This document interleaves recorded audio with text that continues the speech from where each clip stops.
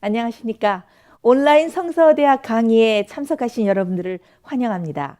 지난 시간에 우리는 하나님의 인에 대해서 시리즈로 여러분들과 함께 공부를 했는데요. 이번에는 아주 더 흥미롭고 중요한 주제를 여러분들과 함께 연구해 보려고 합니다.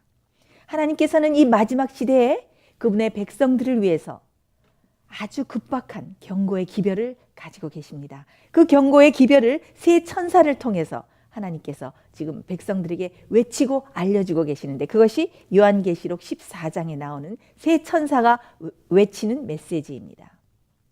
그 주제에 대해서 여러분들과 함께 연구해 보려고 합니다. 예수께서 재림하실 시간이 매우 임박한 시대에 우리는 살고 있습니다.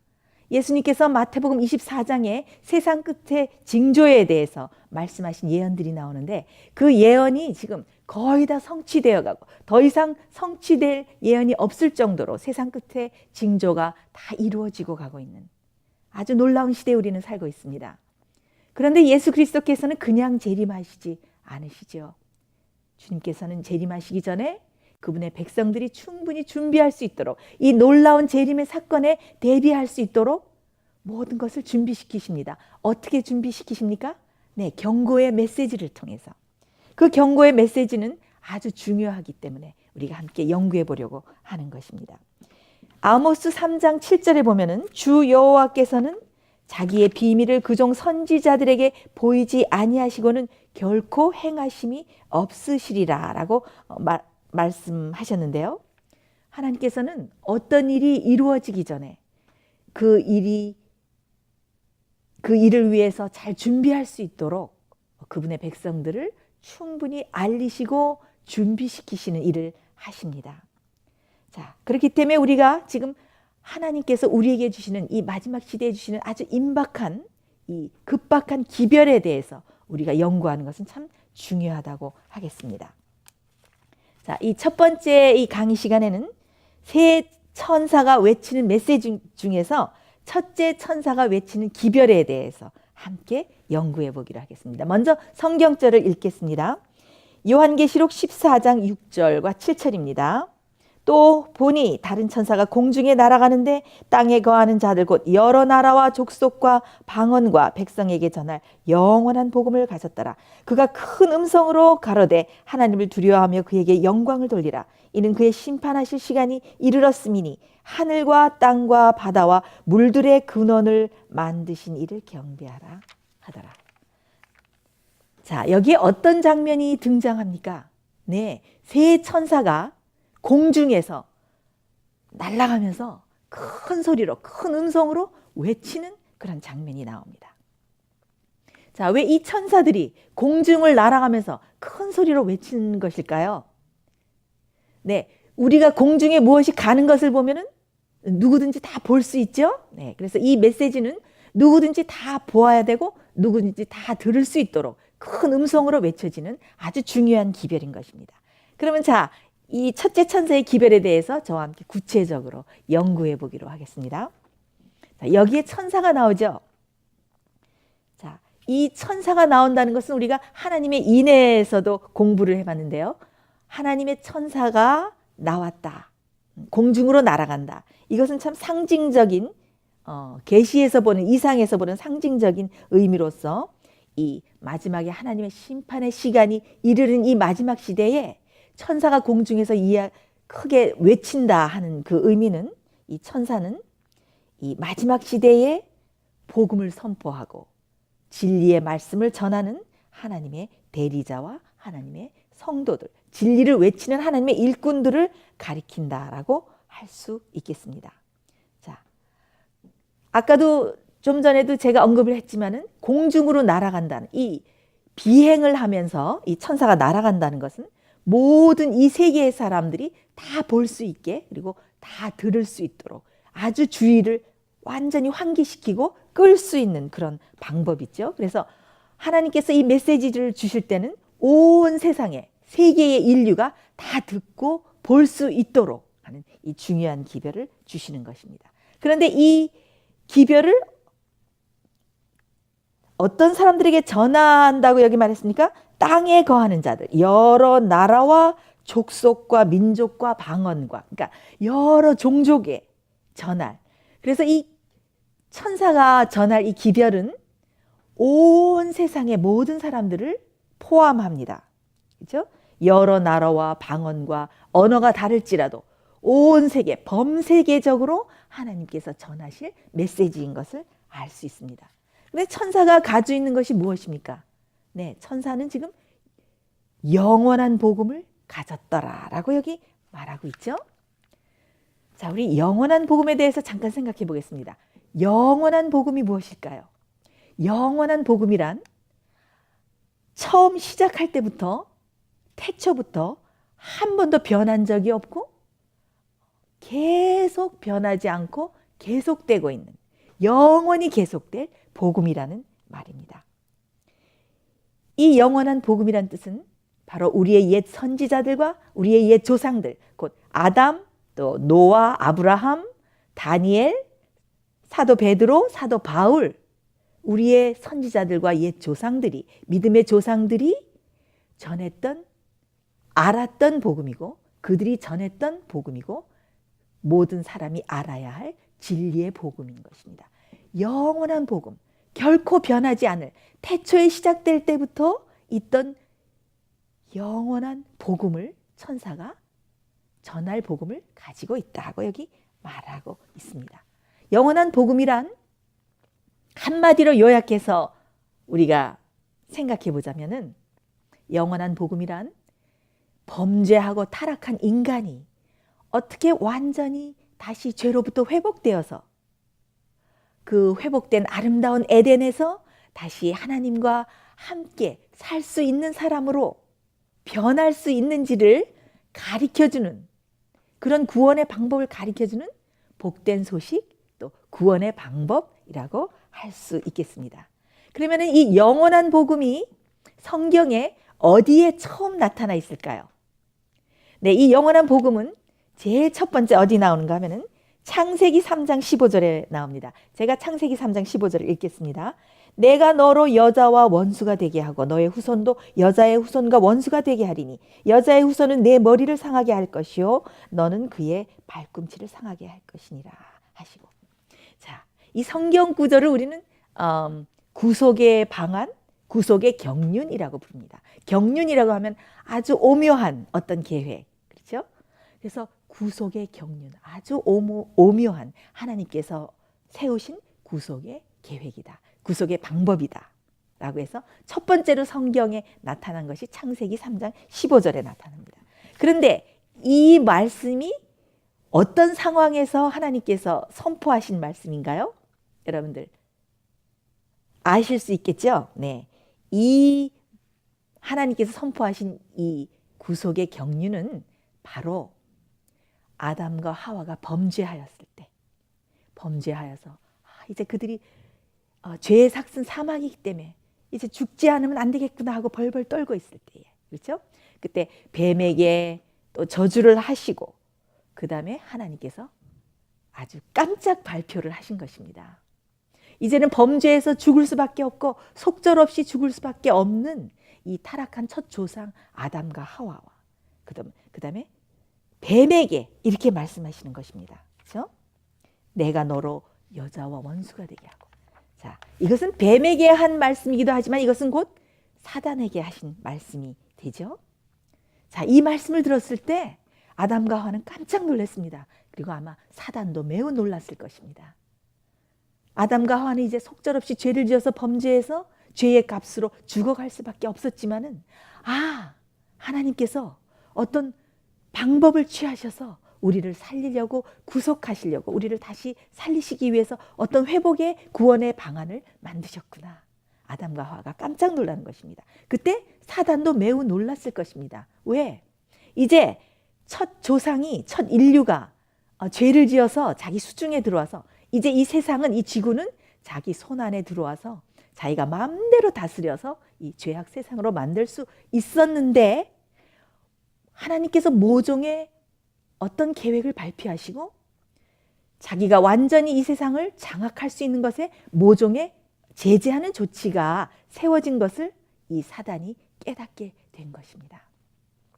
자, 이 구속의 방안이 무엇이었을까요?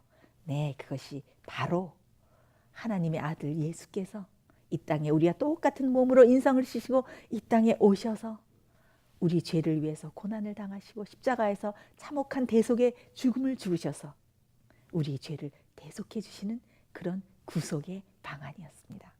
그런데 이것은 복음이 되는 것이 예수께서 십자가에 돌아가셔서 보혈의 능력으로 보혈의 피로 우리의 죄를 구속하실 때에 우리의 죄를 용서하실 뿐만 아니라 어떻게 하십니까? 우리가 죄를 이기고 완전히 다시 하나님의 형상으로 회복돼서 다시 하늘에 가서 하나님과 살 수 있는 사람으로 만들어주시는 것입니다. 그래서 이것이 영원한 복음이 되는 것입니다. 자, 요한계시록 5장 6절에 보면은 이런 말씀이 있습니다. 제가 시간이 없어서 읽지는 않겠지만은 거기에 보면은 내 생물과 또 보좌 앞에서 어린 양 앞에서 찬송을 부르는 것이 나오는데 그 어린 양을 일찍 죽임을 당한 것 같더라라는 표현이 나옵니다. 그것을 영어 성경에 보면은 일찍 죽임을 당하신 어린 양이라는 것이 It has been slayed 그래가지고 창세로부터 태초로부터 계속 죽음을 당해오신 어린 양이라는 표현입니다. 그렇다면 이 영원한 복음, 이 죄 지은 인류를 구속하기 위한 이 영원한 복음은 창세기 3장 15절 인간이 범죄한 후에 하나님께서 선포하셨지만 그러나 이것이 언제 마련된 것이라는 것을 우리가 알 수 있습니까? 네, 바로 태초에 인간을 창조하시기 전에 하나님께서는 인간에게 자유의지를 주시고 자유롭게 자기 선택에 의해서 자기 창조주 하나님을 경배하고 사랑하며 섬길 수 있도록 만들어 놓으셨기 때문에 그러나 언젠가 이 자유의지를 가진 인간이 혹시 범죄할 수도 있기 때문에 그 범죄할 경우에 그들을 다시 구원하기 위해서 하나님의 아들께서 그들이 범죄할 경우에 어떻게 그들을 구원해서 다시 이 회복시켜서 하나님과 영원히 살 수 있는 사람으로 만들 수 있는가라는 구원의 방안까지 창세 태초 때부터 만들어 놓으신 것입니다. 얼마나 놀라운 하나님의 사랑입니까? 그래서 창세로부터 하나님의 아들께서는 죽임을 당해오신 십자가의 죽음을 미리 맛보신 그런 어린 양이라고 이 성경에 이렇게 나와 있는 것입니다. 자, 그렇다면 이 영원한 복음이 어떤 복음일까요? 조금 더 구체적으로 우리가 생각해 보면은 로마서 1장 16절, 로마서 1장 16절. 제가 월간지에도 즐겨 다룬 주제인데요. 그 신앙기사에서 그 복음에 대해서 그리고 또 여러분들 또 생애빛에서 전하는 많은 메시지 중에서 이 복음의 능력에 대해서 익숙하게 들으셨을 줄 압니다. 로마서 1장 16절에 어떤 말씀이 있습니까? 내가 복음을 부끄러워하지 아니하노니 이 복음은 모든 믿는 자들에게 구원을 주시는 하나님의 능력이 됨이라. 자, 복음이라는 이 단어는 헬라어로 그죠? 두나미스, 영어로 말하면 다이너마이트. 그것은 모든 것을 깨트리는 능력을 가진 그런 뜻입니다. 자, 이 복음에는 도대체 어떤 능력이 있기 때문에 이것을 다이너마이트라고 여기에 그런 어원과 의미를 가지고 있을까요? 네, 복음, 바로 진리의 말씀, 창조의 능력을 가지신 예수 그리스도의 말씀, 복음을 우리가 받아들일 때에 우리의 모든 죄된 성정과 우리의 죄된 자아를 다이너마이트가 다 폭파해서 다 폭발시키듯이 우리의 죄된 자아와 우리의 모든 악한 성정을 다 깨트려서 없어져 버리고 그 다음에는 새 사람으로 새 피조물로 창조시키는 그런 능력이 들어있기 때문에 복음을 다이너마이트라고 부르는 것입니다. 거기에는 하나님의 능력이 들어있기 때문에 우리가 의로운 생활을 살 수 있도록 다시 새로운 사람으로 완전히 변해서 하늘에 가서 하나님과 함께 살 수 있는 사람으로 만들 수 있는 능력이 복음에 들어있기 때문에 그래서 복음은 모든 믿는 자에게 능력을 주시는 것이라고 이렇게 표현되어 있습니다. 그래서 영원한 복음이란 것은 이 영원한 복음이란 것은 창세 때부터 절대로 변한 적이 없습니다. 그 구원의 조건은 물론 우리가 믿음으로 구원을 얻지만은 그 심판의 기준은 우리의 행함이죠. 그래서 순종은 항상 구원의 조건이 되는 것입니다. 그래서 이 영원한 복음은 우리를 하나님의 계명을 순종하고 하나님의 뜻을 완전히 행할 수 있는 순종하는 사람으로 하나님의 계명을 지키는 사람으로 만들어주는 것입니다. 참 놀라운 복음이죠. 그런데 지금 기독교에는 어떤 복음이 난무하고 있습니까? 네, 영원한 복음이 아니고 바로 반쪽 복음이 난무하고 있습니다. 반쪽 복음이란 무엇인가? 은혜로 다 하나님께서 구원해 주시니까 순종할 필요가 없다. 은혜로 다 덮어주시는데 우리가 무슨 죄를 이기는가? 죄 가운데서 태어나서 죄 가운데서 죽는데 우리는 하나님의 계명을 지킬 수도 없고 순종할 필요도 없고 그냥 그렇게 살 때에 하나님께서 은혜로 살짝 덮어주셔서 우리를 구원해 주신다. 라는 가르침이 지금 현대 기독교에 완전히 퍼져 있습니다. 그러나 영원한 복음은 어떻게 합니까? 네, 은혜로 우리를 덮어주시고 구원해 주실 뿐만 아니라 하나님의 의로 덮어주시지만은 그 덮어주신 그 속 사람이 완전히 하나님의 은혜와 능력을 경험해서 죄를 이기고 승리하고 완전히 새 사람으로 변화시켜주는 그런 능력을 가진 영원한 복음인 것입니다. 그렇죠?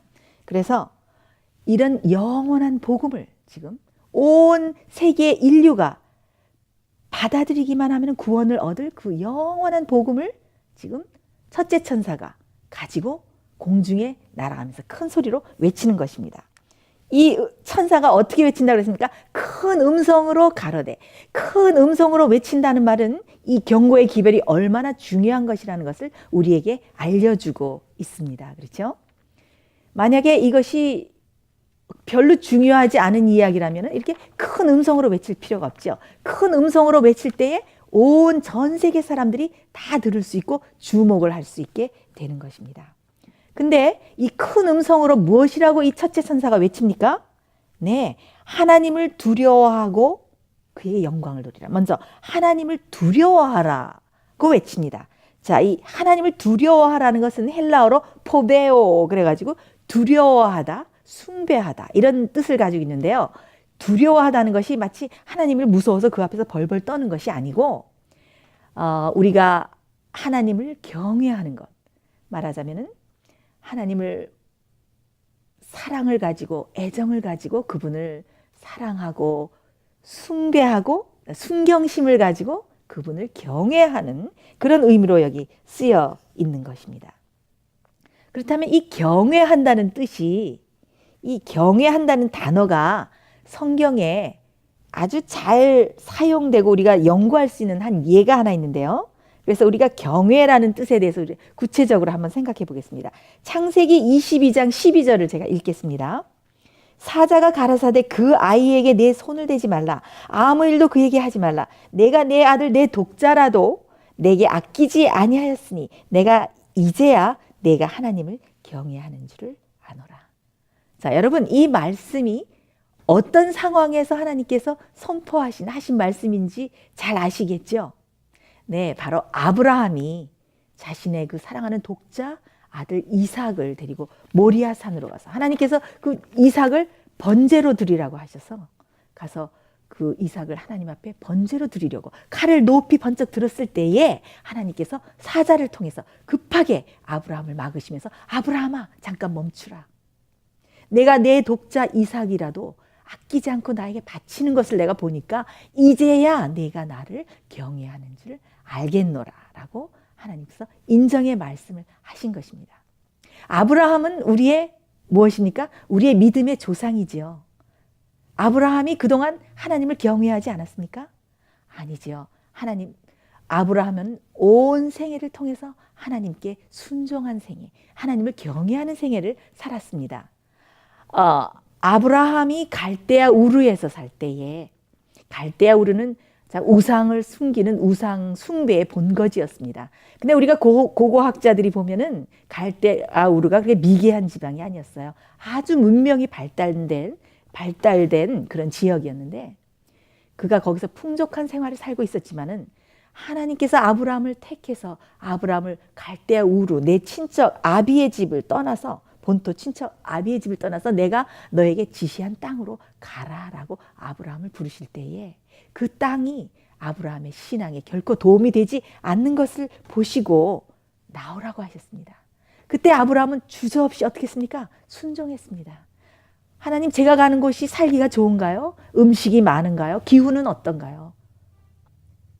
돈을 많이 벌 수는 있는가요?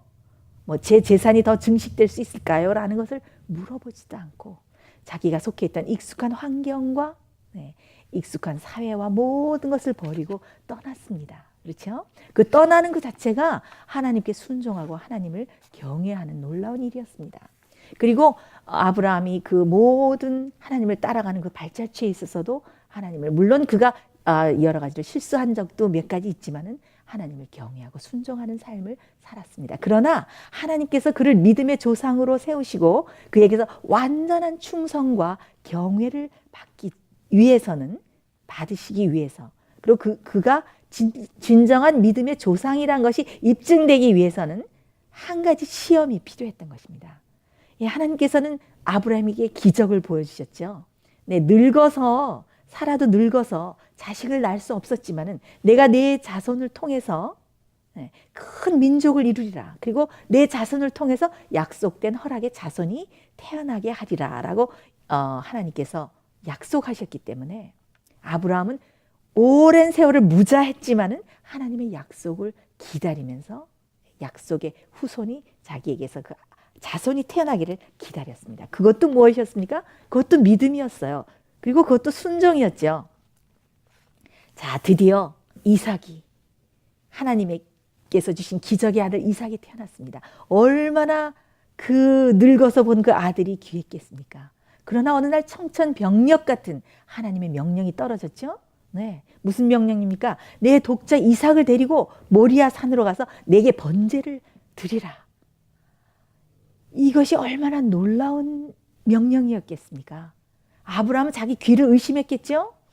그 당시에 많은 사람들이 우상 숭배를 하면서 자기 자녀를 불태워서 그 이방신에게 바치는 것을 봤는데, 아니 하나님께서 살인하지 말라고 명령하신 그 하나님께서 아들을 번제로 불에 태워서 나에게 하나님께 드리라고 하다니, 이것이 정말 하나님께서 온 명령인가? 하나님께서 말씀하신 것인가?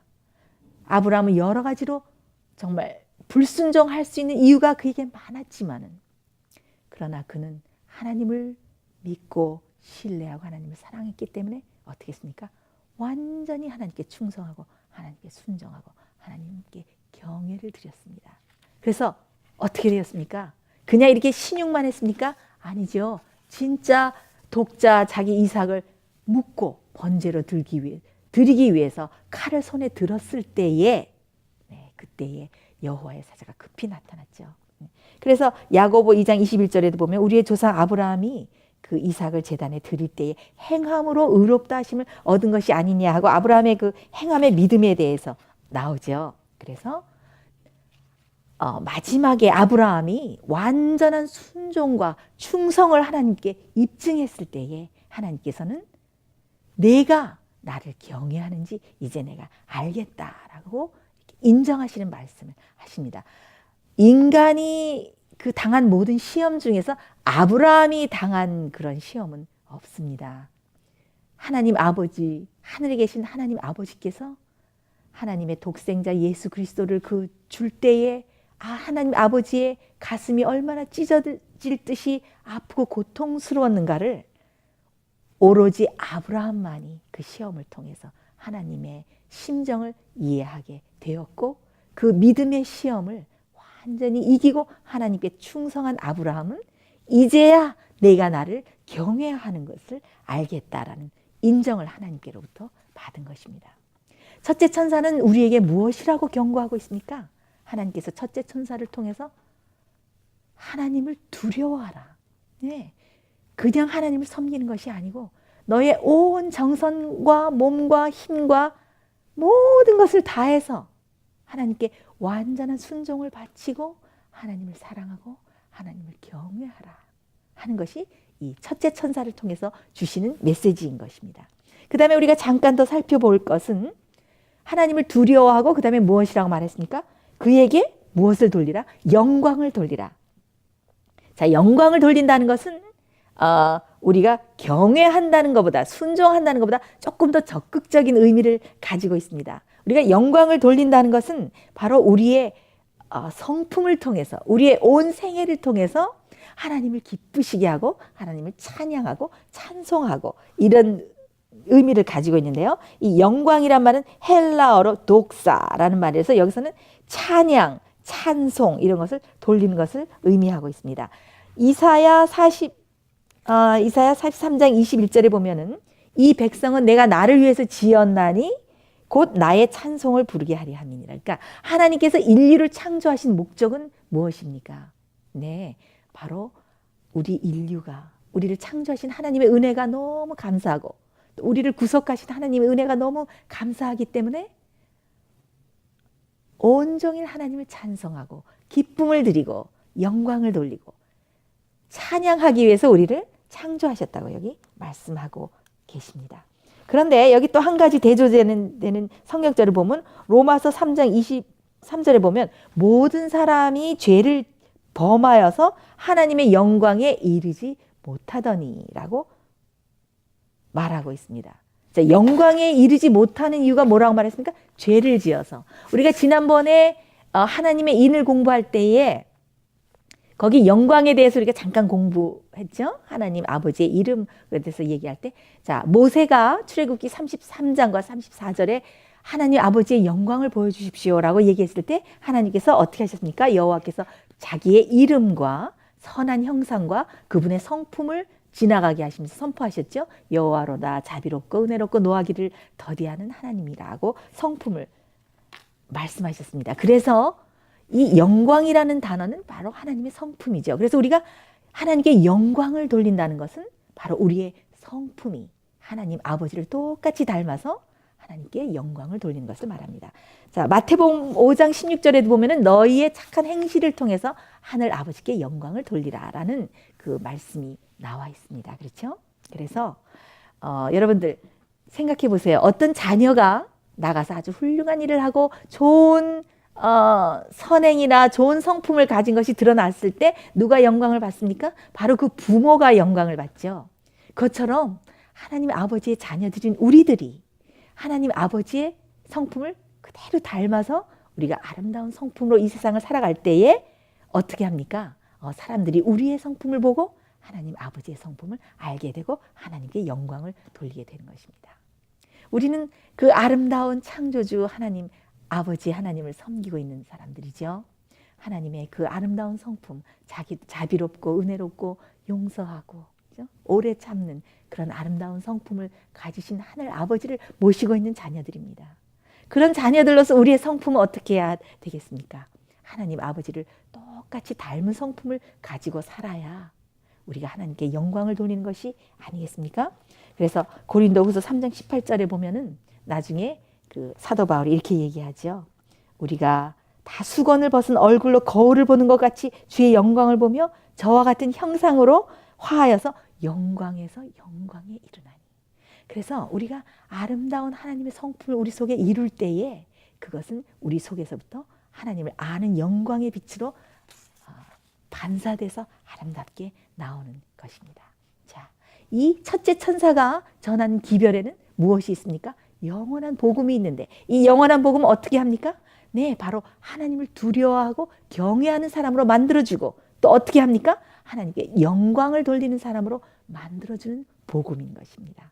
우리가 이 복음을 믿을 때에 우리는 완전히 새로운 사람으로 변화돼서 하나님께 영광을 돌릴 수 있는 사람으로 변하게 되는 것입니다. 그렇다면 왜 우리가 하나님을 두려워하고 영광을 돌려야 하는가? 그 이유는 바로 하나님의 심판하실 시간이 가까이 이르렀기 때문에 그렇다라고 첫째 천사는 이야기하고 있습니다. 자, 이제 시간이 다 되었기 때문에 이 첫째 천사의 기별 중에서 심판하실 시간이 이르렀음이니 하는 그 파트는 다음 강의 시간에서 여러분들과 함께 연구해 보려고 합니다. 우리가 지금 심판하실 시간이 아주 매우 가까이 이른 예수님의 재림이 가까운 세상 끝이 가까운 이 마지막 시대를 살고 있는 우리는 정말 예수님의 재림을 위해서 준비하면서 어떻게 합니까? 하나님께 영광을 돌리는 삶을 살아야 합니다. 매일의 삶 속에서 영원한 복음을 체험하시고 하나님을 두려워하고 경외하고 그 하나님께 영광을 돌리는 삶을 사는 여러분과 제가 되기를 간절히 바랍니다. 그러면 다음 강의 시간에 다시 뵙겠습니다. 경청해 주셔서 감사합니다.